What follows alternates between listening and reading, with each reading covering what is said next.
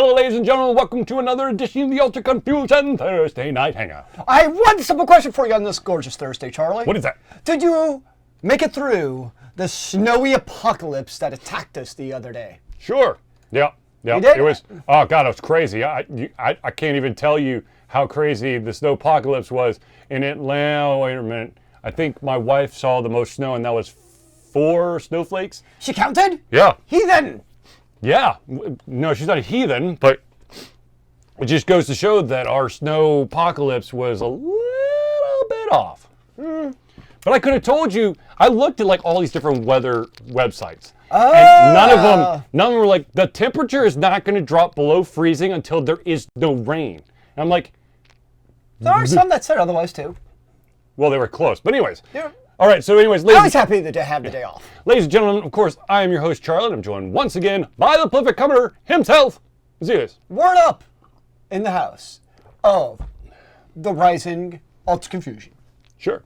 All right, so ladies and gentlemen, Spartan 0137. Wow. Oh. Huh.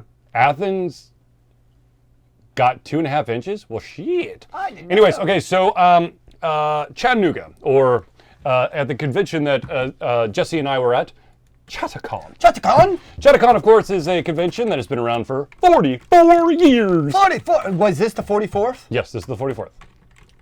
There is a gentleman there. He is known as the Man in Orange. He has been to every single one, which is impressive. Anyways, so Chattacon. Chattacon was at the Reed House in Chattanooga, 2 blocks down from the Chattanooga Convention Center. When I first walked into the door, I thought for sure I was in the wrong place. Why did you think you were in the wrong place? Because this was like, it was like 1940s like themed place. You got guys with like the long coats and the bowler hats. Nice. With like valets and all this shit. And I'm like, what is that? But it turns out that Chattacon was actually on the 2nd floor. With the exception of like 2 things. The art gallery and kind of like I guess the social room. Which, by the way, social room was, I can't remember the exact, it's like the consult room, whatever. I'll just call it the social room, was phenomenal. And I'll tell you a little bit about it later. But okay, so we go to Chattacon, and Zealeus has been to enough conventions to know, I guess the assumed way of things, the way things go, okay? Yeah, there's a So definitely normal way. So I show up, okay? The convention doesn't open up till 3. Yes. I show up at 1:30. Okay. I go straight to registration. Registration. Good place to start. Indeed.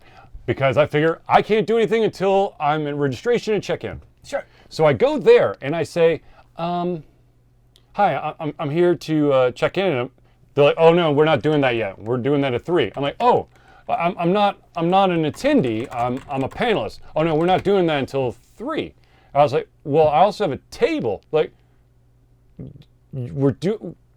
registration didn't open until 3. I'm like, wait, hold on. So, I mean, I didn't ask this person, but at the same time, I'm going, At every other convention that I've been to, individuals who are doing like setup or preload have had to have their convention identification on them in order to move around the convention. Sure. So basically, thankfully everyone, is the honor system, whatever. Someone could have literally been like walking in and out of like the vendor room and like stealing shit. Nice. Because no one was getting badges until 3.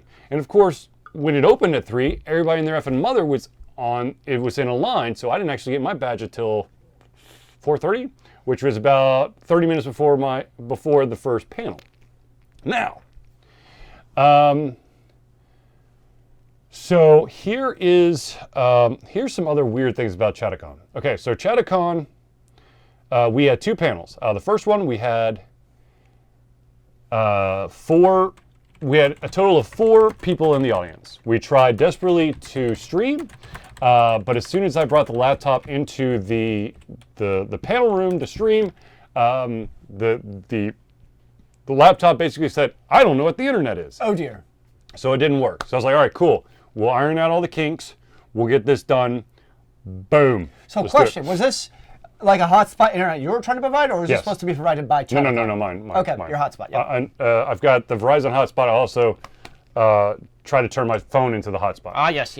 So anyways, I did tether my laptop to my phone Alas. on the second day, Oh. not on the first day. All right, so here's the deal. So, okay, 4 people, that's fine. Whatever. It's a Friday. I'm not expecting to. I've done conventions before. It's Yeah, fine. yeah, it's fine. All right, so Saturday runs around, and I have to be totally honest with you. Through the entirety of the convention, I have no idea how many people are in attendance. Like, I don't. I honestly cannot tell you. There could have been 10 people. There could have been hundreds of people. I have no idea. Because of where your booth was located? Our booth was located right outside of the East Room, which is where both of our panels were. We were sitting next to. We were the only table that had a power outlet. We were sitting across from the Chattanooga Authors Club. No, Authors Guild, something like that. And then there was some weird convention that I could not pronounce the name of. Nice. Which apparently, there's some people that think that these guys are a bunch of douchebags. I don't know. So I'm not going to say anything. And then there was like this really awesome artist who was just, kind of just painting just to pass the time. Apparently, this dude had some pieces down in the art gallery, which was like a silent auction type thing. Sure. He had some art that was like, starting bid was like $1,000. Ooh. Yeah. So I was like, well, shoot. I'm like, well, you got way too much. You're way too good for me, and I don't have enough money. He's got talent, yeah. But anyways, so through the entirety of the convention, Friday, Saturday, and a little bit of Sunday, we had a total of maybe 20 people come to the table. Come to or by the table?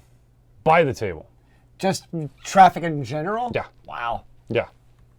But here's the thing. Okay, so I got to meet a lot of really cool people, but it wasn't really the people who were walking around. It was, I don't want to call, it's not a Monster Con situation. It sort of is, but it isn't. The fact of the matter was that I met a lot of like really cool individuals who were at Chatticon in some kind of capacity, be it a panelist, they're working at a table, something. And then, of course, the social room, which was awesome. And the reason why I say it's awesome is at a certain point in the day, the taps were turned on. And if you had a con badge and you were of age, they served you. Best con ever. I know. So I was like, because I was talking to Vitamin Geek, an individual, I think one of the founding members of Vitamin Geek, Corey, and I was like, man, I need to get a beer. And so he's like, oh, well, let's go eat On this. cue. He's like, no, let's go over here. I'm like, but do they have beer? And he's like, why do you keep asking about beer? Aren't you just going to drink the free beer? I'm like, free beer? What free beer? He goes, oh man, no one told you? I'm like, no one told me. They're like, dude, don't buy any beer. Just go to the convention.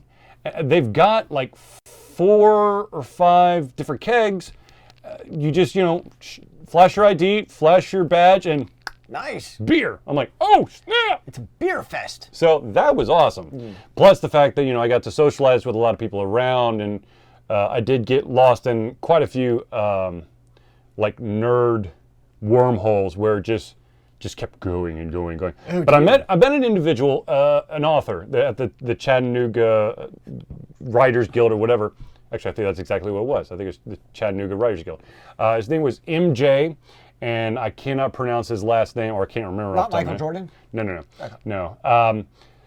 He's written several books, but his newest book is called Blue Water, which is something that I I bought the book on my Kindle because he was like, you know what, I didn't really think this through. I didn't actually get any copies of the book to sell. I'm like, So, but anyways, so I was in the middle of reading a book that I just wanted to like bash my head into a wall because it was boring as hell. The pacing was just weird. It was like, oh, I'm a monster hunter, but woe is me, I haven't gotten laid, but I'm a cool guy and people look at me and I'm just like, oh my God, dude, shut the fuck up. Anyway, so I switched over to this guy's book, Blue Water. I know water is blue. Actually, it's not. It's clear. If your water is blue, then something's wrong, or there's food coloring in there. But blue water actually has to deal with a substance that appears in the world that seems to basically destroy anything that is Organic? Organic, bingo. Or it's organic. So it's basically like I don't want to say, the gentleman basically writes books that he thinks could feasibly happen.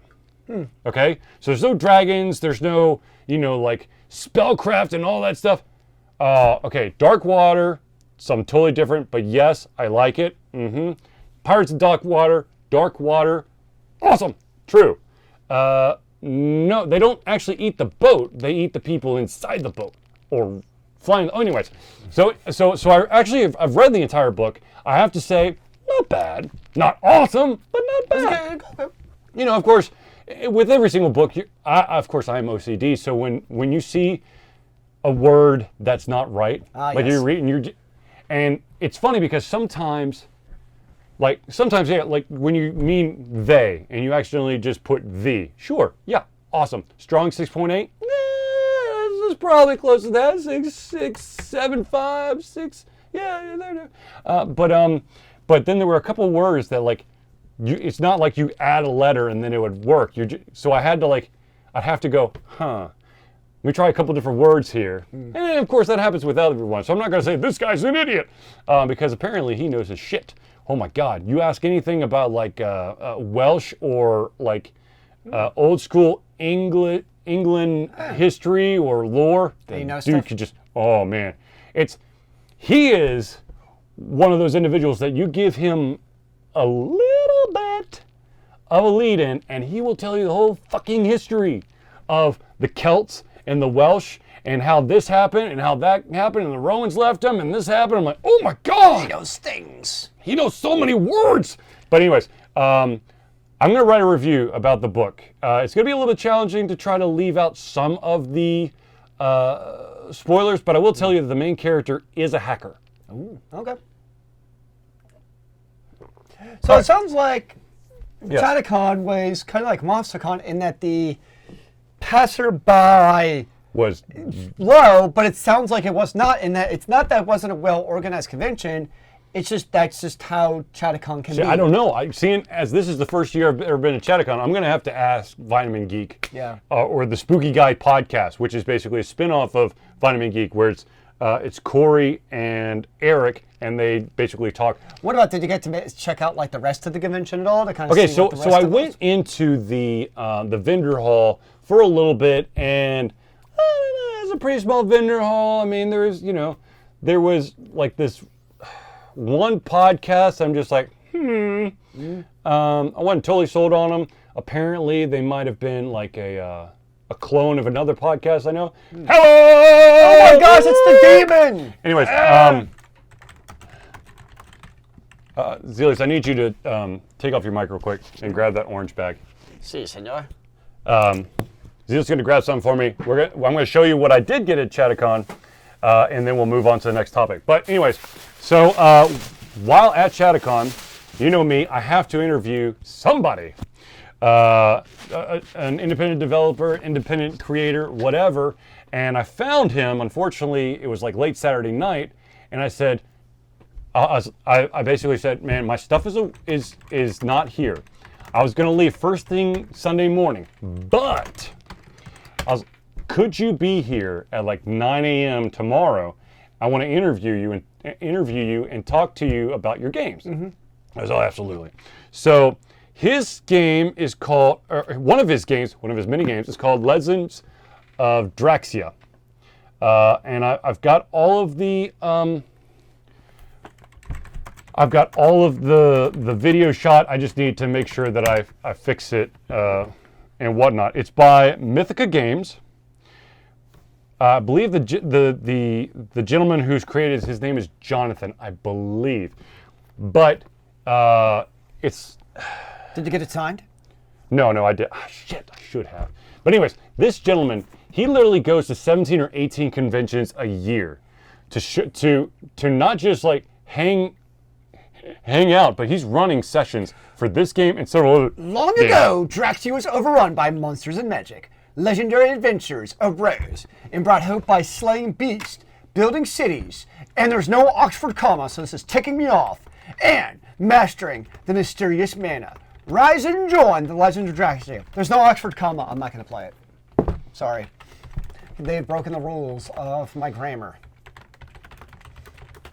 Oh dear. Maybe Demon should slay your mustache. What do you think? Nope. Nope. All right. So, anyways, so Legends of Draxia, Mythica Games. He's already got an expansion to this. But that being said, just wait for the interview because it's coming. Okay. So, real quick, the second panel was the Ultra Confusion Hangout, where a total of Goose Egg actually showed up in person and Zealeus showed up online, only to watch our kilobytes per second go from like 20 to 0. 2,000 to 13, and then bounce back and forth, back and forth.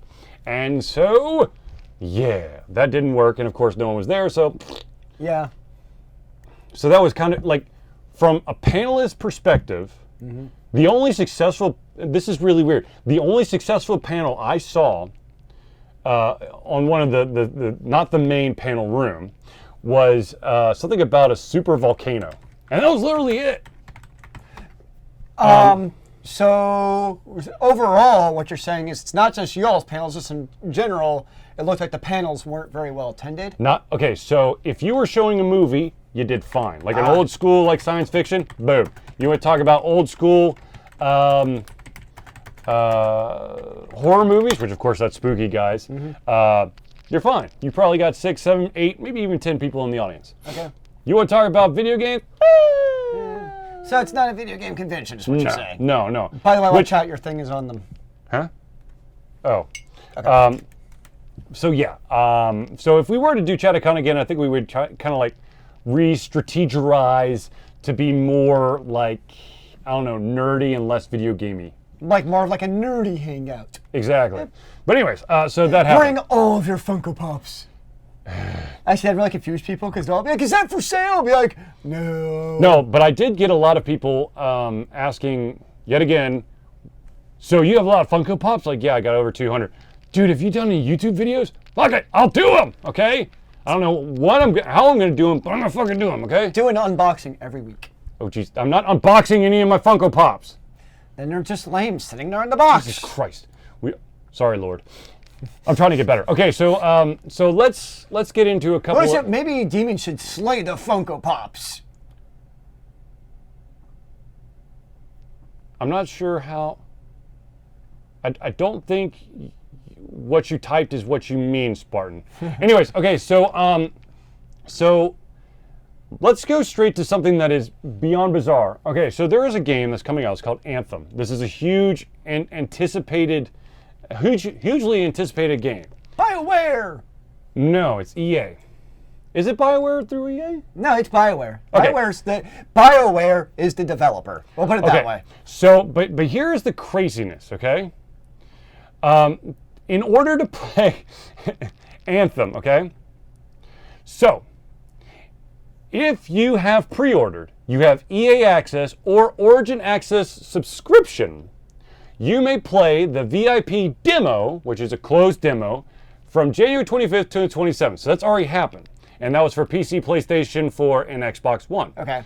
The Anthem open demo, an open demo, is from February 1st through the 3rd. It is for you can play it on PC, PlayStation 4, or Xbox One. There's no requirement, anyone and everyone. All right. Now, if you want early access to the full game, it's only available on the PC, and it is on February 15th. So basically, if you can start playing the entire game, for the full game, on February 15th, if you're an Origin Access Premier subscriber. Oh. Okay? Okay. Now, if you are not, and you have EA Access or the Origins Access Basic subscription, on February 15th, you may play up to 10 hours 10 hours? of the game until the public release Do these on your access- PC or your Xbox One. Do these access things require like a subscription, or are they free for anyone? Hold on. And of course, the public release is February 22nd. That of course is the requirement is you purchase the game. It's available on PC, PlayStation 4, Xbox One. All right, so here is the so yes, PlayStation basically gives because It's PlayStation. yeah, it's Sony. PlayStation. So the only way you get to play is during the public release. So don't pre-order it because you're just gonna make. Well, actually, no. You could have done the VIP demo, but that's it. All right, so let's break down what the hell is this Origin Access Basic and what is the Origin Premier Access. So Origin Access Basic is it's 99 cents for the first month, and it's $4.99 a month or $29.99 a year. And basically what that gives you is the ability to play any new game, have an early access to any new games, at least 10 hours of gameplay until the actual release. Now, if you're a Premier Access person, it is $14.99 a month or $99.99 a year. Not only you get full access to the games for early access, but you also get extra content with each new game with a minimum value of $20.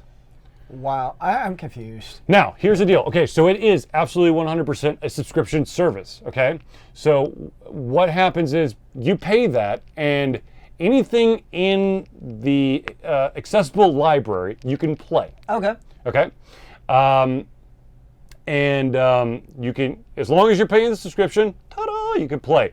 The basic subscription has just a couple fewer games than the Premier subscription. Basically, the Premier is you get first dibs on any new game. Gotcha.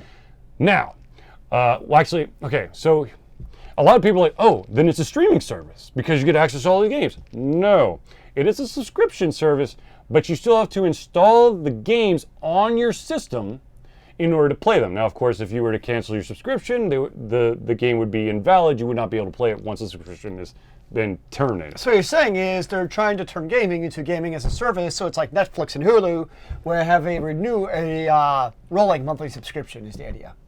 No, I mean, this is where we're going. I mean, this is literally, it's no longer a product, it's a service.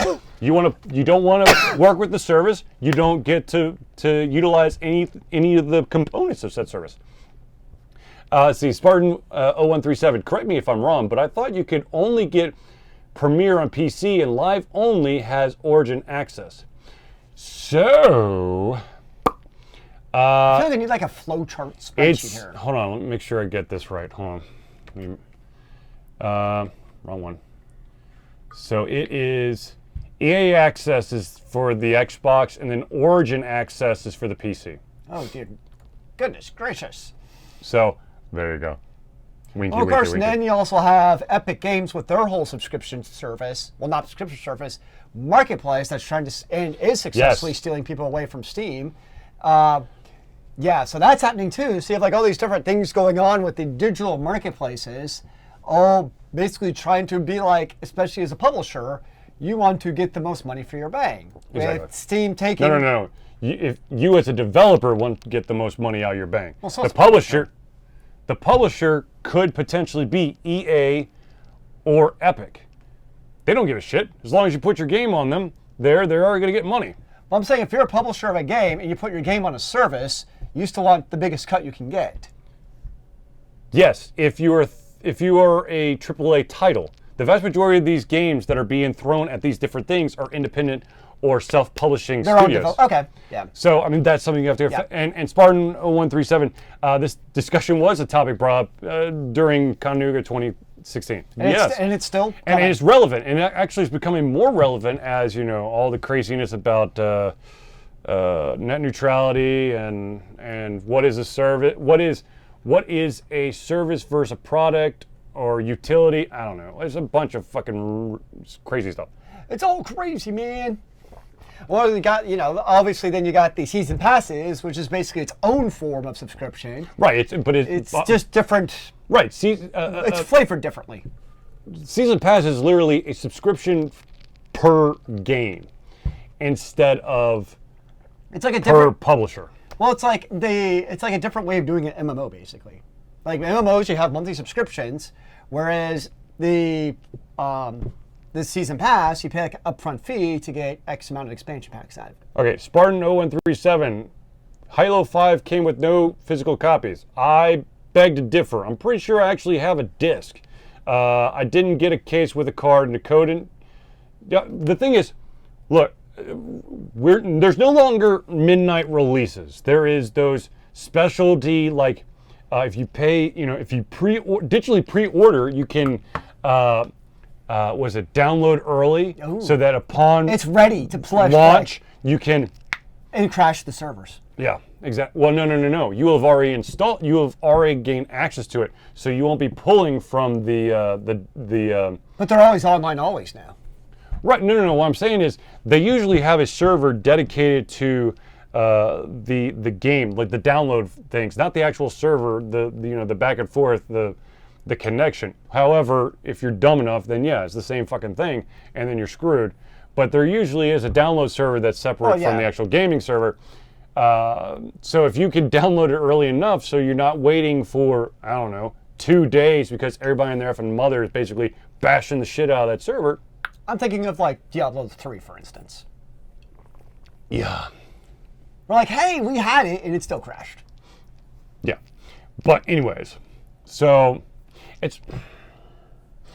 Okay, so Zealeus brought up the point of, you've got this Origin access or EA access, their damn Origin platform. So many accesses. You have your Epic, you've got your Epic platform, whatever the fuck that thing's called. You got GOG. which has been around for ages. You got, was it Stardock? Oh, yes. Oh, I forgot about Stardock. You got Steam, of course. And some other stuff. Sure, there's others out there. Right, there's other things. Okay, so Blizzard has their own store. yeah, Battle.net. Is Battle.net going away? I can't remember. No, it's there. Okay, anyway. Destiny's going away on that. I don't know if Destiny's actually going away on Battle.net. That's I weird. don't know. But anyways, so but the thing is, the reason why you're seeing some developers move away from Steam is because these other digital platform marketplaces are sweetening the deal. It's all about the money. So basically, Steam does a hard 30%. We're going to get a 30% cut of your game. No matter the price, no matter the amount of people who buy the game. Which, of course, quite a few developers who have kind of those like mid-range price are kind of going, nah, I don't think so. And so there are some people who are starting to go away. One of the companies that really, tugs at my heartstrings is Supergiant Games. And their latest game, I believe, is called Hades. And it's only available on the Epic whatever. And I don't know. But it's only like that game, but the other games are still available on Steam? Yes. Yeah. Well, I mean, if you really want to break it down, like Bastion is the only Supergiant game that's actually available on the Xbox Live Marketplace, or on any Xbox platform. Okay, so about here is a proposal that I saw, right? So I don't actually know the number off the top of my head. But let's say Steam is 30%, and let's just say, for the sake of argument, Epic is 10%, right? Okay, well, let's just say 25. Okay. 5% is going to make a hell of a difference. Well, let's try and make the math easy. Okay, fine, do 10 then. 10%, right? Yep. So what if a game released on Steam, let's just say it was $60 or released, right? So 30% of that is, actually I can't do math very well, carry the 18, so you get $18 and $42, right? What if, okay, or you could get an Epic Games, but because it's 10%, whatever that difference is to reduce the price by that percentage, so they end up with the same amount of money on Epic. So it would cost, I don't know, $50 or so on Epic Games. What? Okay, so on Steam, right? Yeah. They take 30%. Yeah. You do the algebra of the x over y and the a over the b to like do it with the percentages to basically then get the price. You know what I'm saying now? So you get the price, so it's the same on Epic Games. So basically the publisher, developer, whatever we're calling them, gets the same amount of money in the end. Why would you do that? Because then it can be on every platform, and you still get the same amount of money, regardless. You wouldn't want to do that, though. If you would want the price to be the same across all the platforms, and you would remove your game from Steam. But you're losing potential eyeballs by it being on Steam. That's the whole point. Yes, but you're potentially gaining more money. That's really what that's. If that would be. Okay, so yes, you could keep it on Steam, and the fact of the matter is, no consumer is going to understand what the breakdown is behind the thing, behind the wall, behind closed doors, wherever the fuck it is. But you can't do. So it'd be $50 on Epic, and then $60 on Steam for $30. It would be the same exact money that the publisher is getting. But the developer wants more money. That's why they're leaving Valve. They're leaving Steam. Because they want more money. They want a bigger cut. So they're going to something that's established like Epic or So what if it was $60 on Epic, and then you raise the money on Steam to $72? You were stupid. I'm just saying. I am glad that you don't have a marketing job, because someone would have smacked you and fired your butt 3 years ago. I'm just saying, because then you get the eyeballs on everything. There's people out there who will not install another gaming service other than Steam, so you're losing that sale. However, there are also people who are willing to leave Steam if they've. Here's the deal. Supergiant Games basically has been around enough, they've gained enough of a following that they could literally put their game on a different platform. Yes, some people will be like, fuck that shit, it's no longer on Steam, not doing it, like myself. But there's still going to be a ton of people who are going to be like, I still need the next game, so I'm willing to jump over there. And that, of course, is a sweet deal for Epic, because that means that the Epic digital marketplace is now on there. And then, of course, since you've bought that game, hey, look at all these other games that are available only on the Epic marketplace that are not available on Steam. You cannot have a different price for every single platform. That is crazy. Based on what exactly? Why is that crazy? Okay, so riddle me this, okay? You have a Halo game, Halo 5, whatever. Let's say Halo 5 is $60 in GameStop. Okay. What price is it at Best Buy? $60 probably. If Circuit City was still around. Maybe it's $59.99. No, fine, $59.99. Woo! Amazon sells games for discounts all the time. Yes, but Amazon gets a discount because of because. So now you're giving it but I can still get games for cheaper on Amazon than at Best Buy. Because Amazon has a huge ass warehouse. But it might confuse the consumer that they're different prices. Isn't that your exact argument? That's confusing the consumers potentially? We're talking about like a $2 price change. You're talking about like a $20 price change depending on the percentage. So? That's insane. No one does that. Oh my God, that's like marketing business 101. Look at dealerships. Dealerships do it all the time. No shit, Sherlock. They overprice things and they try to. Then you're supposed to haggle. If you don't know how to haggle, they just got you by the cojones, and they can do whatever. It's not a barter system to buy a damn game on a digital marketplace. It's not like, oh, you say 60, I say 45. Must be somewhere in between. That's not how it works. It's a hard cut $60. Maybe Epic isn't that bad. I'm sure it's not that bad. I'm sure it's made a lot of games. It's just, for me personally, my love and support has been with Steam. It has not done me wrong. Battleground None has done me wrong. And screw you, EA. So, I'm sure Epic is fine. Anyways, now that I've gotten a little bit of my anger out and I've mentally smacked Zealeus upside the head. I still like the idea. I think it's a great idea. I think more people need to listen to my brilliant marketing ideas. Yeah. Okay, yeah. Sure. All right, so let's actually, okay. All right, so let's talk about something else here. So there has been this company that, I think we've kind of covered this before in the past, and that is when there are certain developers, certain publishers out there who take criticism or negative hype in a very, very bad way. And A precedent? well, I'm not. Yes, but dear God. So what that company does is they try to kind of snuff out the negative hype. One of the ways you do that is that you don't give the reviewers much lead time to review their game before you actually launch it, so people's opinions are not swayed. Which is a classic Hollywood thing to do, which usually means it's a terrible movie. Well, actually, one of the other... I know, easy, Charlie, mind your blood pressure. Sure. Well, yes.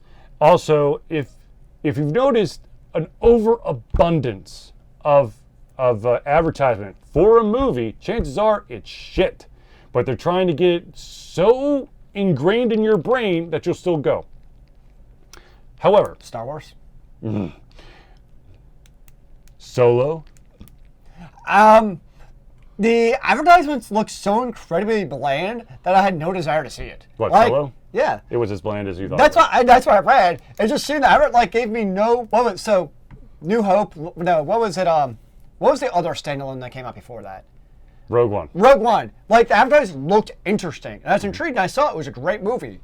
Well, it's a Gary Whitta flick. I mean, I was totally in. As soon as I heard Gary Whitta was attached to it, even though I was kind of Gary Whitta was not the problem in After Earth. It was the Smith father and son that just.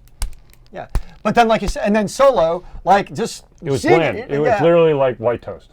Yeah. I mean, it literally was. It's Was just there like butter on it, or like some peanut butter on the side that you could like dip it in? Like nothing in it? No? Okay. Nothing. All right, so anyways. I don't know. Shit, okay, so anyways. So. Or reviews or something. Right, well, so for developers and publishers and stuff to try to get around negative hype, they do crazy things. Like one, they don't give the movie or the game to the reviewers. Or to the reviewers, which is their prerogative, until like super duper like really close, so they can't publish what they see or what they think before people start buying the product just because of the name alone. Sure. Now there is a game out there, and I cannot remember it to save my life, and I'm going to have to Google it real quick so I can make sure I don't screw this up. Yeah, Googleplex will save us once again. But there is. But you know, one of the things that's happened a couple times is when you do something on, let's say YouTube. Actually, great example. Jonathan Blow, who is the creator of Braid and a shit ton of other games, or maybe a couple other games. He keeps spending all his money on his next game. So, But anyways, Jonathan Blow, when Braid really started taking off, he apparently lived on YouTube and would critique everyone's video of his game and would go out of his way to basically say, hey, you're not playing my game right. It's supposed to be played like this. What the hell are you doing with this game? Literally, that was his existence, was just basically circling and stalking any instance of Braid. And then he would come down and go, you dicks, you're not playing the way that you're supposed to be playing. Which, of course, first of all, everyone is going to have a different interpretation of whatever the fuck you put in front of them. There are some people who think that, you know, a piece of art with a red dot is the most mind-blowing thing, and there's other people who think it's a fucking red dot, and I don't understand why it's worth $1 million. That's deep. Same thing with Jonathan in any video game. You know, there's going to be people who are like, oh yes, I do tend to play it just like he wants me to. There's a ton of people who saw that, saw the rewind mechanic of Braid and decided to do stupid stuff, and then rewind it back, and then of course post it on YouTube. Of course, Jonathan Blow goes, and he goes crazy. Anyways, so there is a company out there whose game is called Escape from Tarkov. I can't actually read that. I want to make sure I get Escape from Tarkov. Tarkov. Whatever. They have been basically making DMCA abuse claims to YouTubers, against YouTubers who are basically, their videos or their streams are producing negative hype. Sometimes it's not just like one. They're sending like 47 at a time. Nice. And so what's really happening is that these individuals, some of them are working through like a media company, so they're kind of obligated to play certain games. And so some of these YouTubers who have a pretty good following, and are basically getting paid. So you're getting, you got your ad revenues. On top of that, you're also getting a little bit of a pay for, playing this game, thanks to your media overlords. But you got a lot of YouTubers who are, not 100% happy about the game, and so you're getting these DMCA things that are demonetizing your stuff. And then, of course, if they hit you with enough DMCAs, then a video gets pulled down, and now your content's gone. So your viewership is going to disappear because you don't have any content. Now, that would appear to me to be a clear abuse of the intent of the DMCA policy. Oh, and this developer / publisher is very aware of that, Nice. but they don't want to deal with negative hype. One of the things, one of the wonderful excuses that they've used is they have stated that they filed a DMCA claim because of the presence of the company logo in the video. Ooh. Now, duh, if you ever turn on a game, the freaking company logo pops up when you load the game up. Which, when the DMCA was being written, this was one of the major critiques against it, was potentially stifling First Amendment rights in cases exactly like this, where you're stifling the ability for people to have free speech based on companies' false copyright claims, because it's very much entrenched in law, where being able to criticize and critique entities like these YouTubers are doing is completely valid and legal. Right. So they're absolutely abusing the system. Spartan 0137. The problem is that he stated that the problem is that YouTube is rather slow in actually looking into those types of cases.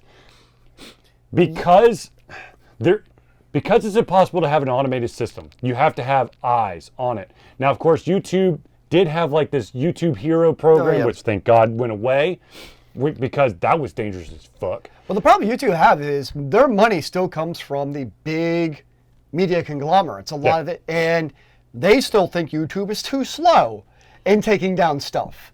So YouTube is like, well, do we just take down stuff automatically based on claims to keep the media peoples happy? Yes. Which is what they do. Or do we go into slower to keep the little peons happy so we can review it? And obviously we know what YouTube does. Knee-jerk reactions. Yes. As soon as someone goes, ah, no, and they're like, okay, demonetized. Pretty much, yeah. And then, especially if you have any kind of connection to whatever the topic is that's being shown or talked about or tagged, then that shit will go down. I've had people try to who try to flag some of my videos, some of my interviews, because like you can't use that soundbite. I'm like, I interviewed them. Like, do you not? I mean, I'm the guy behind the camera. You can hear my voice. I don't know what we're going at. We're copywriting the person's voice, so it's not yours to use, even though you recorded it. Yeah. Spartan 0137. It's hard to add to the conversation when you guys already know what I know. Yeah. Well, because we have this wonderful thing called logic. I know it's crazy. It becomes very, very corrupted by the green stuff, which we like to call money. However, like Spartan's name is green, and it confuses me. Well, no, it's not green on some places. It's green on others. But anyways, yes, we are cursed. We're cursed with common sense. It's crazy.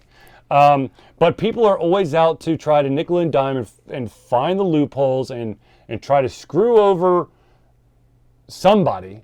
That's literally what internet trolls are for, is to fuck you up or fuck you over or make you scared to death or to do swatting, which, don't even get started.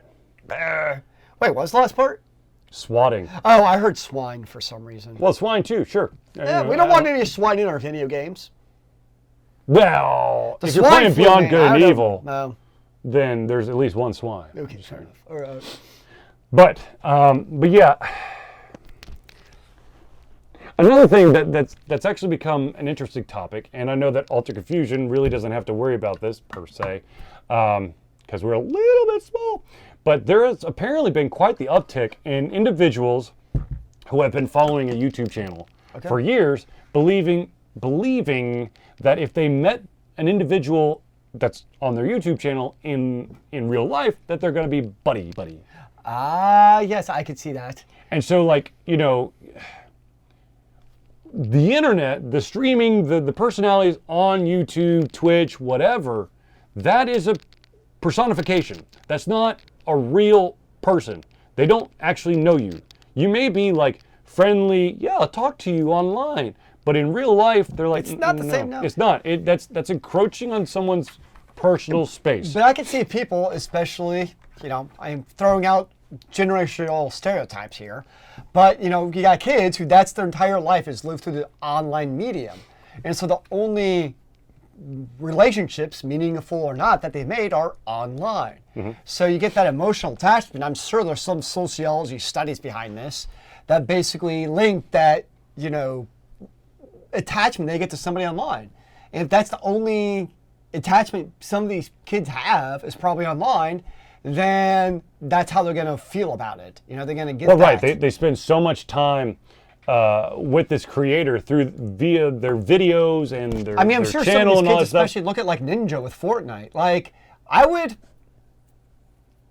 I'm pretty careful with making sure people, like, you know, at school, especially kids, don't know about this, because there's something about, we're obviously small potatoes, right? Like, I would be kind of paranoid almost if, like, I was an internet celebrity and everybody knows who I am, like somebody like a Ninja, that, like, I'm gonna have people, like, popping out my window, you know what I mean? Like, I would be worried about that. Oh, absolutely. There's people out there, you know, internet or not, who are just creepy and gonna do weird stalkery things. And, yeah, that would worry me. And one of the examples, I can't remember the YouTube channel off the top of my head, but there was a gentleman who made some stupid remarks about certain things, and, you know, of course, people got pissed off at that. And then recently, I think it was his dad or his grandfather passed away after fighting a long bout with cancer, and people, like, came after him in, like, a douchebaggy move. But then you have supporters going, we're going to rally around at this guy's granddad or dad's funeral, so everybody come early and we'll show some support. I'm like, no. This is a time for the family. But it's the internet family. Right. So I did have to put the kibosh on something. Yeah. Some of I do robotics, and someone thought it'd be a great idea to put follow at PewDiePie on the robot. Oh no. Apparently it's a really popular thing around high schoolers now. I don't know, but I'm like, no. He is a very controversial YouTuber. Actually, some of the controversy is not really him. It's people misinterpreting what he's done. It's like any other story.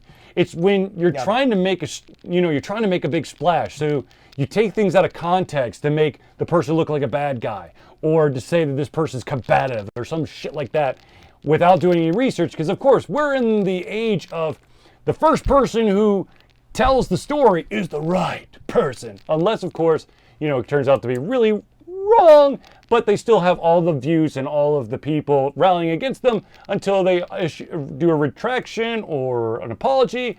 But at that point, they've already done what they needed to do. And the first number of hits for a certain story is the most important. In case in point is, so I used to stream Final Fantasy 14, Where I'm Reborn, on YouTube.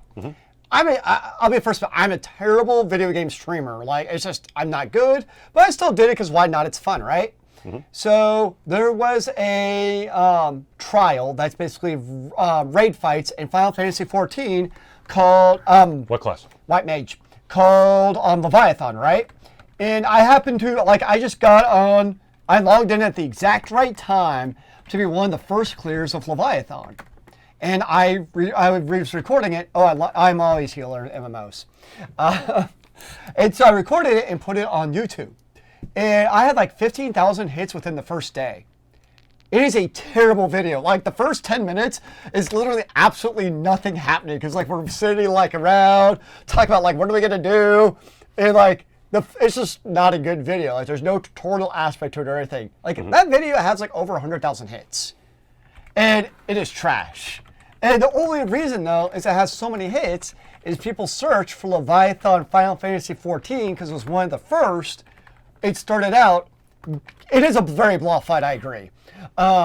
It started out with the hits, so people search for Leviathan Final Fantasy XIV, and they see my video with a lot of hits, so they're going to watch it.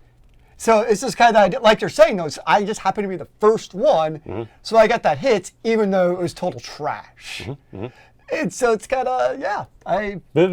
You got to be first to say something, be the first one to reveal a topic or talk about something, but you don't have to be right. Because someone could be absolutely 100% right, but they may not see any of their stuff succeed because people have already formed their opinions or have already gained false information. Yeah.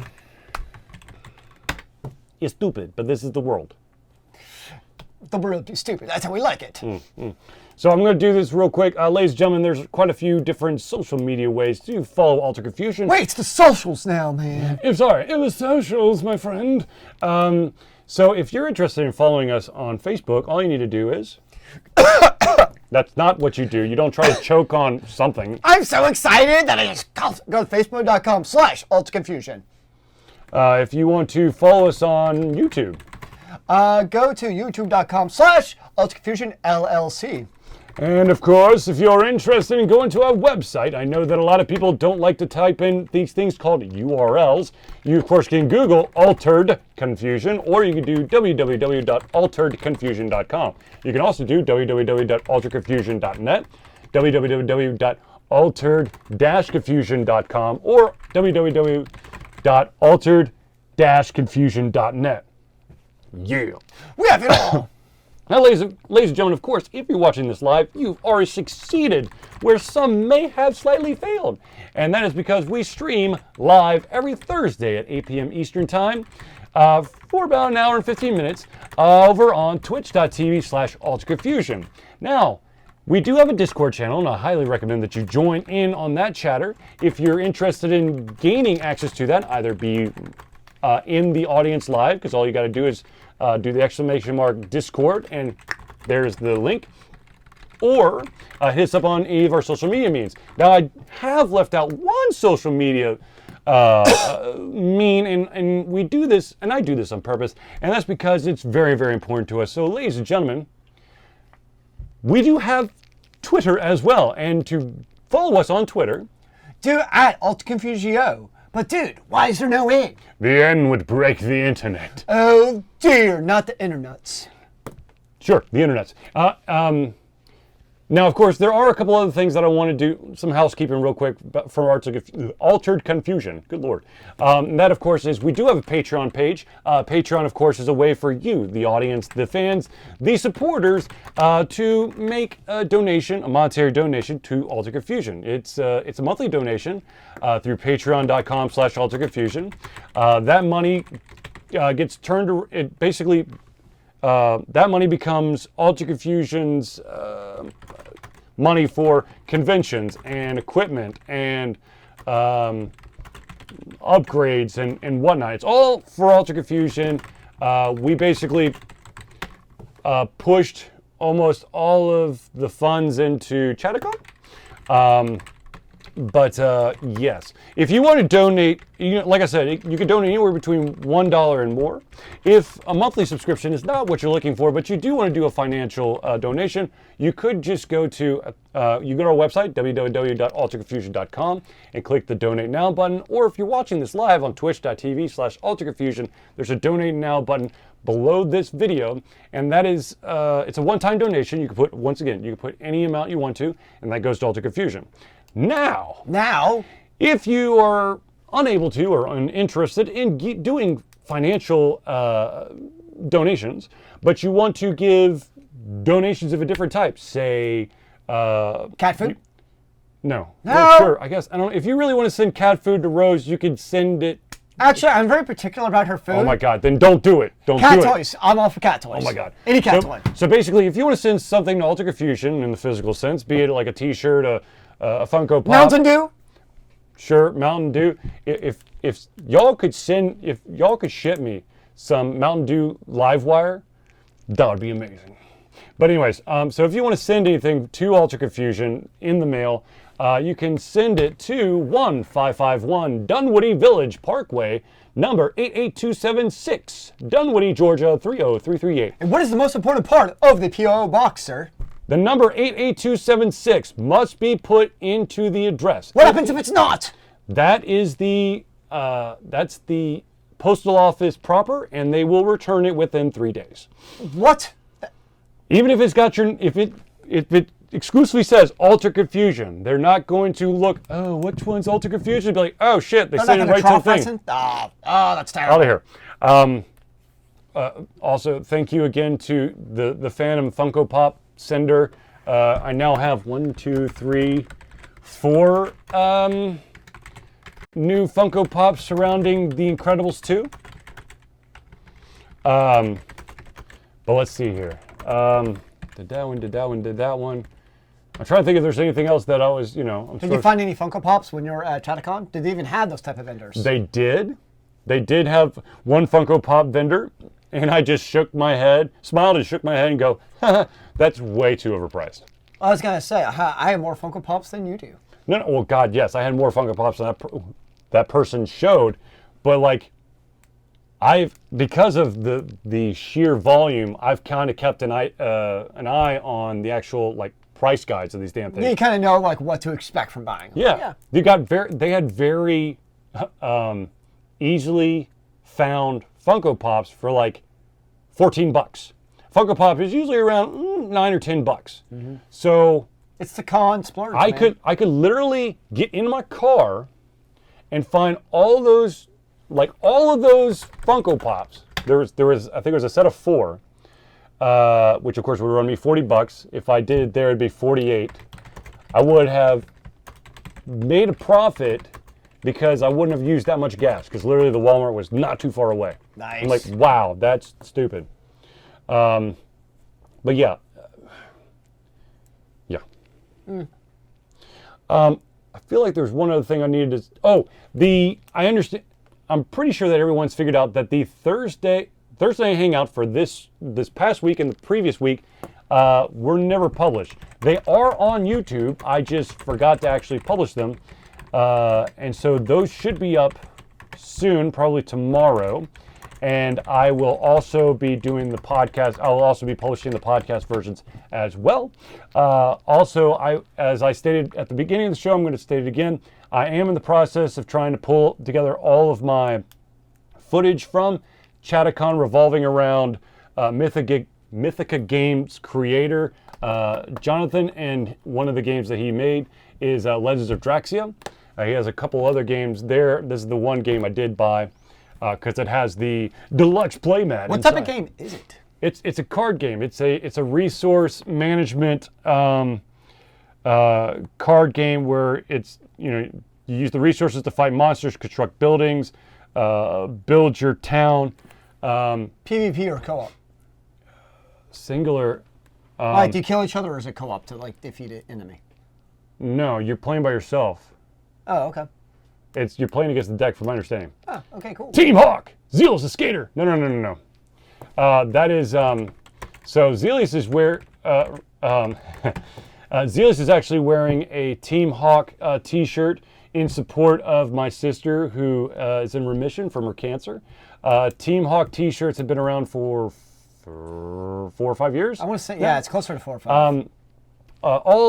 All proceeds for the Team Hawk T-shirts go towards the Leukemia and Lymphoma Society. My sister had stage 3 non-Hodgkin's lymphoma. So we like to sport the T-shirts from time to time. And then, of course, I'm wearing my Extra Life 10-year anniversary. Nice. Which I've played 6 years of, maybe 7. I can't remember. You're doing all the good deeds, man. Yes. So yeah.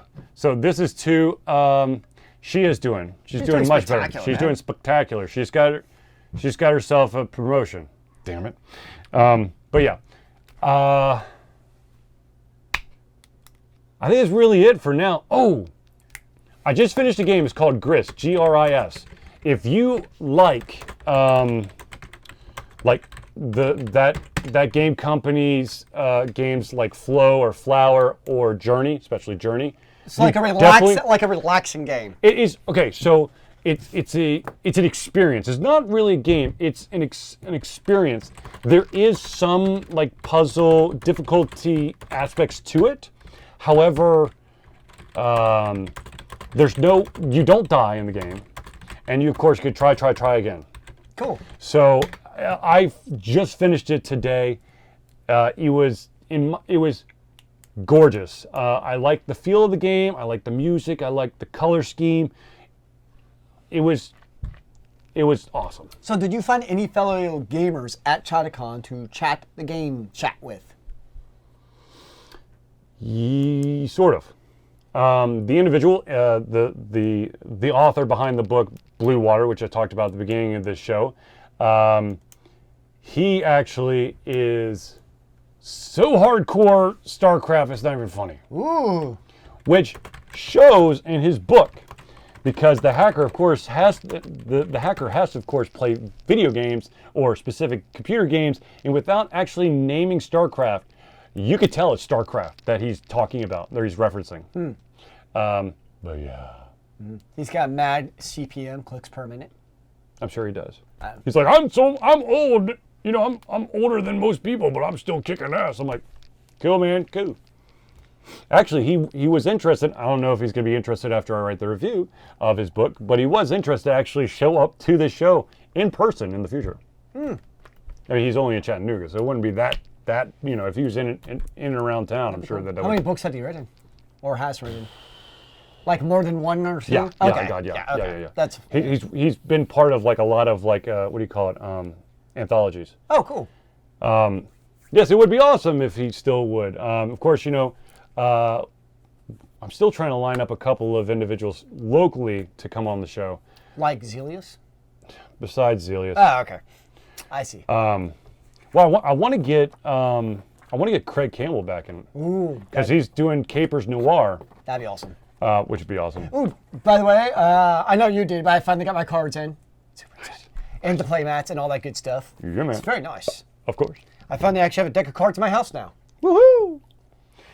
So I think we could probably call this a close. I'm kind of trying to stretch it because we like to go until 9:15-ish. But I'm enjoying my hot chocolate. I'm almost done. But to be honest with you, we've really covered all of the topics that we had.